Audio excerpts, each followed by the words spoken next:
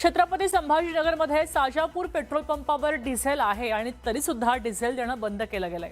ही बाब लक्षात आली आणि त्यानंतर पालकमंत्री संजय शिरसाट यांनी पेट्रोल पंपावर येऊन त्यांची भेट घेतली आणि पेट्रोल चालक, पंप चालक आणि कर्मचारी त्यावेळी तिथून पळून गेले असं कळतंय। पालकमंत्री संजय शिरसाट यांनी जिल्हाधिकारी आणि पुरवठा अधिकाऱ्यांना फोन केला, तातडीने कारवाई करायची सूचना दिल्या। पंपावर 3000 लिटरपेक्षा जास्त पेट्रोल आणि डिझेल असताना सुद्धा ते संपलं असं सांगून त्यांनी डिझेल देणं बंद केलं। शेतकऱ्यांनी जाब विचारल्यावर शेतकऱ्याला संपलं असं सांगितलं, स्टॉक किती आहे हेही दाखवलं नाही आणि पालकमंत्री गेल्यावर अर्ध्या तासात पेट्रोल पंप पुन्हा सुरू झाला, डिझेल वाटप पुन्हा सुरू झालं। सकाळपासून उभा होतो मी आतापर्यंत। आता नेमकं माझ्या ह्याच्यात नर्स जायचं त्याने ते बंद केलं। माझं ट्रॅक्टर रस्त्यात आहे, त्यांना म्हणलं कमीत कमी 2 लिटर तरी ते 1 लिटर तरी ते रस्त्याच्या बाजूला करायला ट्रॉफिक होती बा, म्हणून मग थोडस बाजूला कराय पुरतं तरी डिझेल ते म्हणे डिझेल नाही बंद केलं।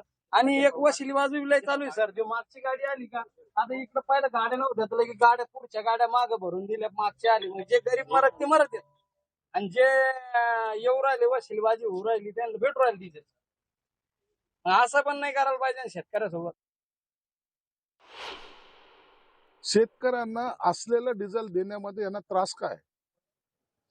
आज हे शेतकऱ्यांचा आक्रोश आहे, तर काही लोक तर भाकरी बांधून इथं आलेले आहेत की आम्हाला डिझेल पाहिजे, आमच्या शेतीचे काम झाले पाहिजे। मग जर शेतकऱ्याच्या याच्या काम जर अशा वेळेला होत नसतील तर मग तो शेतकऱ्यांचा जो काही संताप आहे त्याचा उद्रेक सुद्धा होऊ शकतो। म्हणून त्यांना शांत करून पुन्हा आता कलेक्टरच्या माध्यमातून अशा अनेक पेट्रोल पंप आहेत शहरामध्ये, त्या सगळ्यांची आता झाडाझडती घ्यायला आम्ही सुरुवात करतोय। सगळीकडे जाऊन त्याची तपासणी करतोय, कुठेही ब्लॅक मध्ये ते गेलं नाही पाहिजे आणि शेतकऱ्यांना प्रायोरिटी हा त्याचा उद्देश असला पाहिजे।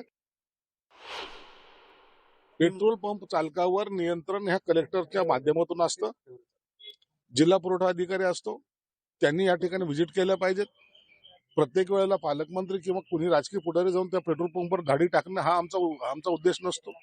म्हणून आता कलेक्टरांनी आम्ही सूचना दिलेल्या आहेत। कलेक्टरांनी आता ज्या ज्या ठिकाणच्या तक्रारी येतील त्या ठिकाणी त्यांची टीम पाठवून त्या सगळ्याची चौकशी केली पाहिजे।